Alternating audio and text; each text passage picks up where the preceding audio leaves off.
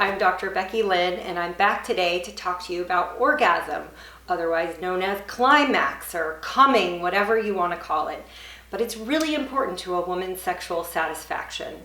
So a couple things that I want to discuss is how to actually reach orgasm, because there are many people out there, many women who come to me and say, I've never had an orgasm. The first thing I do is dispel the vaginal myth. Not all women can have a vaginal orgasm. Talked about that in another video, so if you're interested, I will refer you to my other video. But I am going to talk about helping you reach climax or orgasm. So you really want to focus on the clitoris, because the clitoris, as a matter of fact, has more nerve endings than a penis. It is your most sensitive sex organ. So you want to focus on the clitoris. And usually if you are having trouble reaching orgasm with a partner or having your partner stimulate you to help you reach orgasm, then you probably want to experiment by yourself at first. And what you want to do is set the stage. Don't try and self-stimulate or masturbate when your kids are knocking on the bedroom door, or you have a great big picture of your parents staring down at you, or you have Rachel Ray on the TV behind you. You really want to set a safe place, maybe nice music, candlelight, just something to kind of set the stage where you know nobody's going to walk in on you. Then you want to stimulate the clitoris. You can use your fingers. You can also use a vibrator. And usually when you purchase a vibrator, it looks like something that has to go in the vagina. But really, it doesn't have to go in the vagina. I mean, it can go in the vagina if you prefer that. But if you're working on reaching orgasm, then you really want to stimulate the clitoris with the vibrator. There is a fantastic website out there that I refer many of my patients to called Oh My God Yes. Or it's OMGYES exclamation point. And it's a variety of women who are showing you how they self-stimulate and what they do to improve, enhance their orgasms. But I think it's a great tool to teach women on what they can do to self-stimulate to get themselves to reach orgasm. I've also recommended it for couples when they're not getting there, because there's so many different things that can be tried. It's a good video to watch together because you can really see what you can do to reach orgasm as far as the clitoris goes.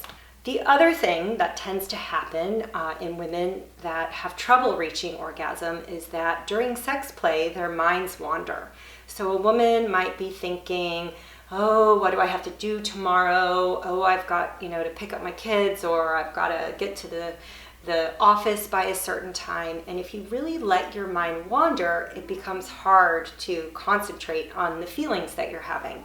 So you have to practice mindfulness, which means don't let your mind wander, bring it back to what's going on and focus on the feelings that you're having and learn to enjoy them. Another thing that's really important to orgasm is that if you happen to be postmenopausal or even perimenopausal and your hormones are not as high as they used to be, your estrogen, your testosterone levels, then you might need to use a local vaginal estrogen or estrogen plus androgens to help you reach that orgasm.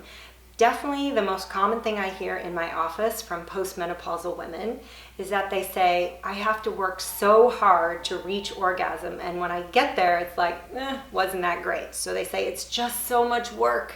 But really, if you kind of prime the pump with local hormones, which don't have the same risks as swallowing a pill or wearing a patch of hormones, they don't increase the risk of breast cancer and whatnot. Those local intravaginal ones that go in the vagina hormones can really help you reach orgasm. So you have to make sure that the pump is primed as well. One more little tip to helping yourself reach orgasm is to pick a certain fantasy and play that fantasy or sex scene, whatever you want to call it, in your brain while you're being stimulated or while you're stimulating yourself.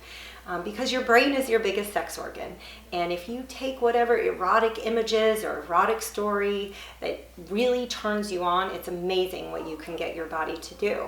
And remember, you can play anything in your head. Number one, nobody needs to know. You're never going to have to tell anybody.